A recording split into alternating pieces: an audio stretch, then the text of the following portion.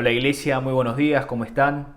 A partir de hoy y durante las próximas 2 semanas estaremos compartiendo un nuevo libro que es el libro de Eclesiastés. Esperamos que el entendimiento y la llenura de la palabra esté con cada uno de ustedes. El libro de Eclesiastés está compuesto por 12 capítulos. En el versículo 1 y 12 del capítulo 1 podemos ver datos que nos dan a entender que el autor del libro es Salomón. Veamos primero el versículo 1, las palabras del predicador, hijo de David, rey en Jerusalén. Y en el versículo 12, yo, el predicador, fui rey de Israel en Jerusalén. Y desde el versículo 12 hasta el final del capítulo 2, narran los diferentes hechos del rey, por lo que podemos deducir que el autor del libro es Salomón. El tema central del libro tiene que ver con lo que es la vanidad. Recuerdan el versículo 2, vanidad de vanidades, dice el predicador. Vanidad de vanidades, todo es vanidad. Y al final del libro, en el capítulo 12, versículo 8, también el autor termina diciendo, vanidad de vanidades, todo es vanidad. ¿Qué es la vanidad entonces? Vanidad en hebreo, en el idioma original, es Hebel. Y Hebel es traducida como aire, respiro, suspiro. ¿Qué quiere decir esto? Que la vanidad de este mundo es así como un suspiro que aparece y desaparece como la niebla cuando asoma el sol. Una generación va y otra viene, el sol sale y cae, el viento sopla, el río fluye, y no hay nada nuevo bajo el sol, dice el autor. En el versículo 14 podemos ver que el autor menciona el término vanidad, pero en otras versiones también lo traducen como el viento que no podemos atrapar con la mano. Podemos definirlo como un libro de autorreflexión de Salomón en el último lapso de su vida. En el versículo 13 dice lo siguiente, y dediqué mi corazón a investigar y a explorar con sabiduría todo lo que se hace debajo del cielo. Es una penosa tarea que Dios ha dado a los hijos del hombre para que se ocupen en ella. Les hago una pregunta. ¿Quién es en el Antiguo Testamento la persona más sabia? Es Salomón. No había nadie más sabio que él. Pero hasta el más sabio, siendo rey, teniendo poder y gran sabiduría, en el último tramo de su vida, confiesa que todo es vanidad de vanidades. ¿Por qué? La respuesta está en el versículo 18 de hoy.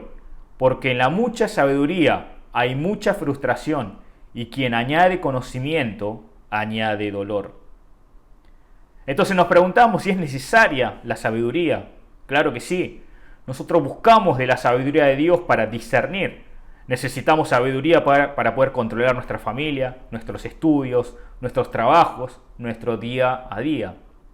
No quiere decir que no necesitamos de la sabiduría, sino que sin la sabiduría de Dios, solo con conocimientos y la sabiduría humana, alejados de Dios, no tiene sentido y eso será todo en vano. Entonces, ¿cuál será el antónimo, lo contrario del sabio? El necio. En Salmo 14, el Salmo de David, dice, dijo el necio en su corazón, no hay Dios, se han corrompido, han hecho cosas abominables, no hay quien haga el bien. La vida sin Dios, alejada de Dios, será una vida en vano, una vida de necio. El autor del libro confiesa que todas estas cosas alejadas de Dios son un Hebel, un suspiro, un respirar. Así aparece y desaparece, y así es nuestra vida también. Debemos por eso aferrarnos, sujetarnos a lo eterno y no a las cosas materiales de este mundo. La palabra de hoy por eso nos deja dos grandes enseñanzas. En primer lugar, todo trabajo sin Dios en este mundo es vanidad de vanidades. Por más que trabajemos, estudiemos, hagamos lo que hagamos, si no está Dios en nuestra vida, todo va a ser en vano. Salomón, siendo el más sabio, teniendo tanto poder, tanta autoridad, construyendo hasta el final el templo, en el final de sus días, confiesa que todo fue vanidad de vanidades. Solo Dios puede darnos el gozo y la paz que este mundo no puede dar. No consiste en no tener problemas. Lo importante es que en medio de los problemas tenemos que tener ese anhelo por Dios, centrar nuestro corazón hacia Dios, fijar nuestra mirada hacia Dios. El cristianismo no consiste tanto en cuánto tenemos, sino en qué tenemos.